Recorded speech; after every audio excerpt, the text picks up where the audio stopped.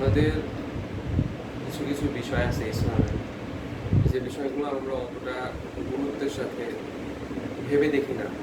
যেমন আমাদের আল্লাহ তাআলা পৃথিবীটা কিভাবে সৃষ্টি করলেন, এখানে মানুষ পশু পাখি এগুলো কিভাবে আসলো, তারপরে আল কোরআনে জিনদের অস্তিত্বের কথা বলা আছে। তো এগুলা আদৌ কি সত্য কি মিথ্যা, সেই বিষয়টা আজকে আমি একটু আলোচনা করতে চাই। প্রথমে যে বিষয়টা হচ্ছে যে আল্লাহ তাআলা পৃথিবীটা কিভাবে সৃষ্টি করলেন।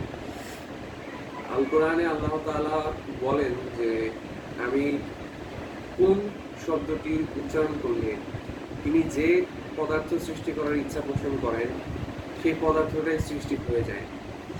আমার আপনার কোন বলা আর আল্লাহ সুবহানাহু ওয়া তাআলার কোন বলা দুটোর মধ্যে অনেক পার্থক্য আছে। আল্লাহ তাআলা যে কোন বলছিলেন শব্দটা, সেই কোন শব্দটা প্রচন্ড নিনাদ বা প্রচন্ড বড় একটা শব্দ। সায়েন্টিস্টরা যেটাকে অ্যাকচুয়ালি বিগ ব্যাং থিওরি বলে সম্বোধিত করেন। তো মহান আল্লাহ তাআলা হচ্ছে কোন শব্দটা বলার কারণে সর্বপ্রথম হচ্ছে আমাদের হাইড্রোজেন হিলিয়াম জাতীয় পদার্থ সৃষ্টি হয়। এখানে প্রচন্ড শব্দ সৃষ্টি করার মাধ্যমে মূলত আল্লাহ তাআলা এই দুটি পদার্থ সৃষ্টি করেন।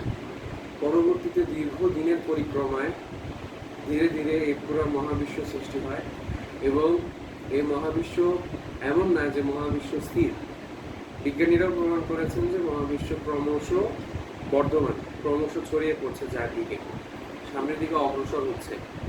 তো এই যে মহাবিশ্ব সৃষ্টি করার পর আমাদের যে পৃথিবী সৃষ্টি হলো, পৃথিবীতে আল্লাহ তাআলা হচ্ছে সর্বপ্রথম হলো সায়ানোব্যাকটেরিয়া নামক একটা ব্যাকটেরিয়া, এটা পানিতে আর কি ইয়া হয়েছিল। এটা আল্লাহ তাআলা একটা উসিলার মাধ্যমে সৃষ্টি করেছেন। এটা সরাসরি আল্লাহ তাআলা সৃষ্টি করেন নাই, আল্লাহ তাআলা নিজের হাতে সৃষ্টি করেন নাই। এই সায়ানোব্যাকটেরিয়াটা এটা একটা উসিলার মাধ্যমে সৃষ্টি হয়েছিল। এই উসিলাটা কি ছিল?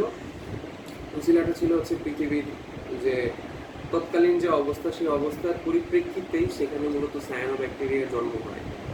সায়ানোব্যাকটেরিয়া থেকে পরবর্তীকালে আমরা জানি যে আমরা যদি বিবর্তনের চার্টটা যদি দেখি, তাহলে দেখবো যে ধীরে ধীরে অন্যান্য পশু পাখি সৃষ্টি হতে শুরু করলো।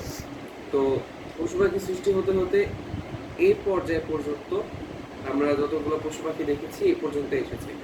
আগের জামানায় পশু পাখিগুলো ছিল বৃহৎ আকৃতির, অনেক বড় ছিল। কারণ সেই সময় যে ঘটনাটা ঘটেছিল যে আল্লাহ তাআলা জিন জাতিকে পৃথিবীতে সর্বপ্রথম পাঠিয়েছিলেন পৃথিবীতে থাকার জন্য।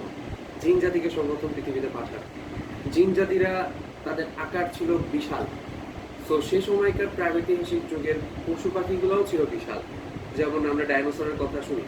সো অ্যাকচুয়ালি এটা সত্য যে ডাইনোসর এক্সিস্ট করতো এবং তারা তৎকালীন প্রাগৈতিহাসিক সময়ে এক্সিস্ট করতো, যখন সেখানে জিনরাও হচ্ছে এক্সিস্ট করতো। পরবর্তীতে দেখা গেল যে জিনদের মধ্যে দুটা দল আছে, একটা হচ্ছে অত্যন্ত ভালো আর একটা হচ্ছে অত্যন্ত খারাপ। মধ্যবর্তী পর্যায়ের কোনো জিন নাই। এখানে একটা বিষয় উল্লেখযোগ্য যে আল্লাহ তাআলা মানুষ সৃষ্টি করার অন্যতম কারণই হচ্ছে মধ্যম পন্থা অবলম্বনকারী জাতি সৃষ্টি করা। কেন? কারণ দেখেন, প্রথম বিষয়টা হচ্ছে যে আল্লাহ তাআলা সর্বপ্রথম সৃষ্টি করছেন ফেরেশতাদেরকে। ফেরেশতাদেরকে সৃষ্টি করার পর এই ফেরেশতাদের মধ্যে দেখা গেল যে তারা সকলেই তাদের সৃষ্টি করার মুহূর্ত থেকে, তাদেরকে তো কখনো ধ্বংস করা হবে না, সৃষ্টি করার মুহূর্ত থেকেই তারা আল্লাহ তাআলার ইবাদত করতেছে। তারা কন্টিনিউয়াসলি আল্লাহ তাআলার ইবাদত করে। তো তাদের কোনো ঘুম নাই, নিদ্রা নাই, যৌন চাহিদা নাই, কোনো ধরনের মানে এক্সট্রা যে চাহিদা, সেই এক্সট্রা চাহিদা বলতে কিছুই নাই।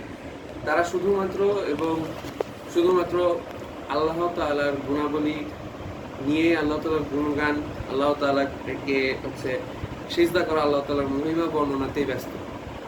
এর পরবর্তীতে আল্লাহ তাআলার কাছে এই জিনিসটা অতটা পছন্দ না হয়, আল্লাহ তাআলা পশু পাখিদেরকে সৃষ্টি করলেন। পশু পাখিদেরকে সৃষ্টি করার মানে হচ্ছে আল্লাহ তাআলা এই পৃথিবীতে বিবর্তনের মাধ্যমে পশু পাখিদেরকে পাঠালেন। আল্লাহ তাআলা পশু পাখিদেরকে নিজের হাতে সৃষ্টি করেন নাই। আল্লাহ তাআলা আল কোরআনে বলছেন যে আমি মানব জাতিকে নিজ হাতে সৃষ্টি করেছি, আদমকে নিজ হাতে সৃষ্টি করেছি, উইচ মিনস আল্লাহ তাআলা অন্য পশু পাখিকে নিজের হাতে সৃষ্টি করেন নাই। তাদের স্রষ্টা আল্লাহ, কিন্তু তাদেরকে কোনো না কোনো একটা উসিলার মাধ্যমে সৃষ্টি করা হয়েছে। সেই উসিলাটা হচ্ছে বিবর্তন। উল্লেখ্য, মানুষ কিন্তু বিবর্তনের মাধ্যমে আসে নাই। কারা এসেছে? পশু পাখিরা বিবর্তনের মাধ্যমে এসেছে, এবং এটা পরীক্ষাগারে পরীক্ষিত। যতই কথা বলেন, এটা মিথ্যা প্রমাণ করতে পারবেন না। কারণ আল্লাহ তাআলা আল কোরআনের আয়াতের মাধ্যমে স্পষ্ট করে দিচ্ছেন যে তিনি শুধুমাত্র মানুষকেই সম্মানিত করছেন, মানুষকেই তিনি সর্বশ্রেষ্ঠ আশরাফুল মাখলুকাত এর যে মর্যাদা দিচ্ছেন। কেন? কারণ মানব জাতিকে আল্লাহ তাআলা নিজের হাতে সৃষ্টি করছেন, কিন্তু অন্যান্য পশু পাখিদেরকে আল্লাহ তাআলা নিজের হাতে বানান নেই, তারা সেই মর্যাদা প্রাপ্ত না। তো পশু পাখিদেরকে সৃষ্টি করার পর দেখা গেল যে পশু পাখিদের মধ্যে কোনো সৃষ্টিকর্তার প্রতি কৃতজ্ঞতা বোধ থাকা যায়। তাদের মধ্যে যে তাদের জীবনটাই পুরোপুরি পরিচালিত হয় যে খাদ্য, বস্ত্রের চাহিদা তো তাদের নেই, খাদ্য চাহিদা এবং এবং অন্যান্য যে সকল চাহিদা থাকে, জৈবিক চাহিদা, সেই জৈবিক চাহিদাগুলো পূরণ করার উদ্দেশ্যেই মূলত তাদের জন্ম। তাদের দ্বারা কোনো চিন্তা হয় না, জ্ঞান বিজ্ঞানের কোনো উন্নতি হয় না। তো তারা এক প্রকার আল্লাহ তাআলার কাছে অত্যন্ত অপছন্দনীয় একটা জাতি ছিল। এরপর আল্লাহ তাআলা কি করলেন? জিন জাতিদেরকে পৃথিবীতে পাঠালেন। জিন জাতিদের মধ্যে দুইটা পার্ট ছিল। একটা পার্ট ছিল ওই ফেরেশতাদের মতো, যারা সব সময় আল্লাহ তাআলার ইবাদত করত। আরেকটা জাতি ছিল, তারা ছিল হচ্ছে পশু পাখিদের মতো, যাদের মধ্যে শুধু ওই পাশবিক বা জৈবিক চাহিদা পূরণ করার উদ্দেশ্যেই তাদের জীবনটা পরিচালিত হয়। তো এক বক্স ভালো আপেলের মধ্যে অনেকগুলো ভালো আপেলের সাথে একটা খারাপ আপেল রেখে দিলে দেখা যায় যে সব আপেলই খারাপ হয়ে যায়। সো তেমন ঘটনাটাই ঘটছে। খারাপ জিনগুলো ভালো জিনদেরকে খারাপ জিনে প্রভাবিত করে তাদেরকে নষ্ট করে ফেলছে, বা তাদেরকে হত্যা করে পুরো পৃথিবীতে একটা ম্যাসাকার অবস্থা সৃষ্টি করে ফেলছে। তারপর আল্লাহ তাআলা ফেরেশতাদেরকে পাঠালেন, ফেরেশতাদেরকে বলেন যে এদেরকে ধ্বংস করে দাও। সো ফেরেশতারা যখন এদেরকে ধ্বংস করে ফেললো, পাশাপাশি পুরো পৃথিবীতেও অবস্থা খারাপ হয়ে গিয়েছিল। অর্থাৎ সে সময় আমরা যেটা জানি যে প্রাগৈতিহাসিক যুগে হচ্ছে আগ্নেয়গিরির অগ্নুৎপাত হয়, যার ফলে সকল পশু পাখিও মারা যায়। জিন জাতীয় তখন মারা গিয়েছিল, পাশাপাশি পশু পাখিও মারা গিয়েছিল। এখানে আল্লাহ তাআলার উসিলা কাজ করছে। তো এরপরে আল্লাহ তাআলা এই জিন জাতিদের ধ্বংস করে দেওয়ার পর আল্লাহ তাআলা সর্বশেষ একটা জাতি বানানোর হচ্ছে ডিসিশন নিলেন। একটা জাতি, তারা হচ্ছে মানব জাতি। এই মানব জাতি মধ্যে ভালো গুণও আছে, খারাপ গুণও আছে। It's totally up to him, সে কোন গুণটা দ্বারা নিজেকে প্রভাবিত করবে। পারিপার্শ্বিকের চাপ একটা গুরুত্বপূর্ণ বিষয়। পাশাপাশি একজন মানুষ সে চাইলে খারাপ হতে পারে, একজন মানুষ সে চাইলে ভালো হতে পারে। এই যে বিবেকবোধটা তার মধ্যে ছিল, যেটা পূর্ববর্তী জাতিদের মধ্যে ছিল না, থাকলেও খুবই কম পরিমাণে ছিল। যে কারণে আমাদেরকে আল্লাহ তাআলা নিজের হাতে বানিয়েছেন। এটা হচ্ছে আমাদের মধ্যে তার বিবেকবোধ এবং আশরাফুল মাখলুকাত। আমরা এই কারণেই যে আমরা হচ্ছে প্রথমত আমরা পাপ করি, পাপ করার পর আমরা বুঝতে পারি যে সেটা পাপ হয়েছিল। তৃতীয়ত হচ্ছে আমরা ক্ষমা চাই। এই গুণটা পূর্ববর্তী তিনটা যে মাখলুকাতের মধ্যে ছিল না।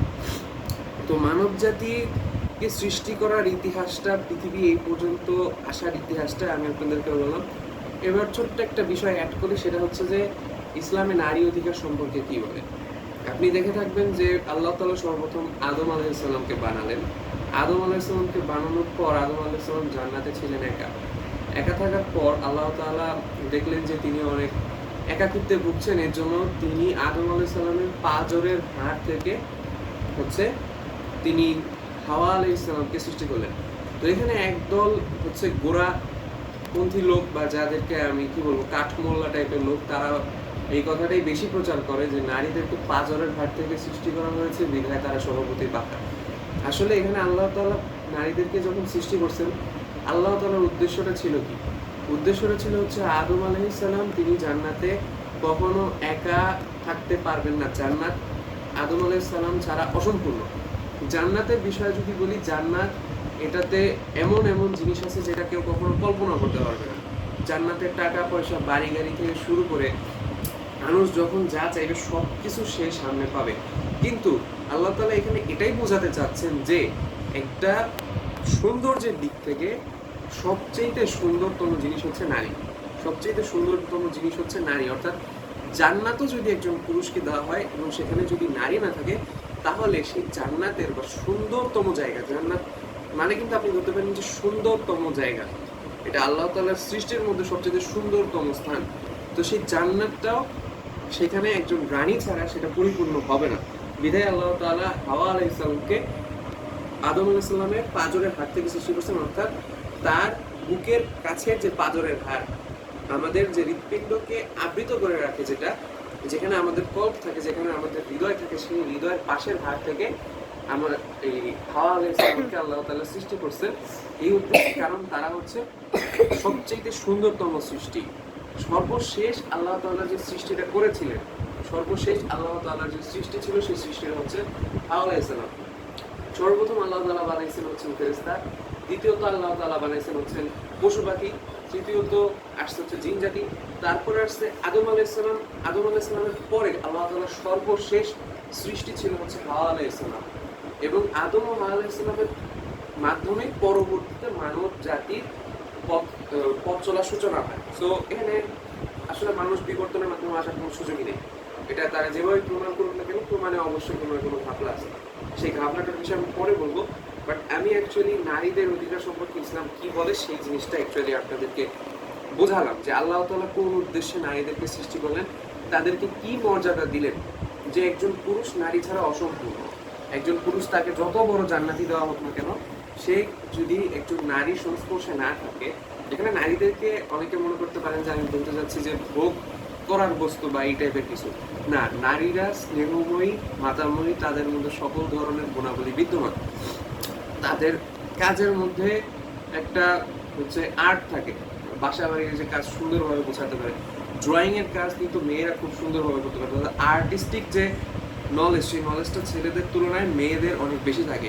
তারা একটা কাজ অত্যন্ত পরিপাটি করে সুন্দরভাবে করতে পারে, বিধায় কিন্তু আল্লাহ তাআলা তাদেরকে বলেছেন যে তোমরা তোমাদের গৃহে অবস্থান করো।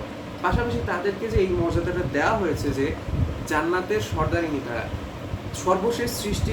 সর্বশেষ সৃষ্টি নারী, দ্বিতীয়ত জান্নাতের সবচেয়ে সুন্দরতম সৃষ্টি হচ্ছে নারী, পৃথিবীর সবচেয়ে সুন্দরতম সৃষ্টি হচ্ছে নারী। তো এই তিনটা গুণাবলী যার মধ্যে আছে, সে একটা অ্যাসেট বা সে একটা সম্পদ, বা সে পাবলিকলি শো করার কোনো বস্তু না, পাবলিকলি মানুষকে শো করার মতো সে কোনো বস্তু না। তাকে অবশ্যই একটা সিকিউর প্লেসে রাখতে হবে। সে আমাদের ইসলামের একটা অ্যাসেট। আমাদের উপর আল্লাহ তাআলা তাদের অধিকারকে, তাদেরকে নিযুক্ত, মানে তাদের উপর আমাদেরকে আল্লাহ তাআলা নিযুক্ত করেছেন। তারা আমাদের অধীনস্থ, আমাদেরকে কেয়ার করতে হবে, তাদেরকে যথাযথ মর্যাদা দিতে হবে, কারণ আল্লাহ তাআলা তো এমনি এমনি তাদেরকে সৃষ্টি করেনি। সো পরিশেষে আমি এটাই বলতে চাই যে আমাদের সমাজে যে সকল মানুষরা আসলে নারীদের অধিকার নিয়ে একটু বেশি বাড়াবাড়ি করে, যে নারীদের অধিকার দেওয়া উচিত না, এই সেই হ্যান ত্যান, তাদের উদ্দেশ্যে বলতে চাই যে ইসলামে আল্লাহ তাআলা কেন নারীদেরকে সৃষ্টি করলেন, নারীদের এই পর্যন্ত আসার যে প্রেক্ষাপট, সেই প্রেক্ষাপটটা খেয়াল করলে, ইভেন আমার আপনার অস্তিত্বের কথা চিন্তা করলেও আমরা কিন্তু নারী গর্ভ থেকেই আসছি। আমরা নারী ছাড়া কিন্তু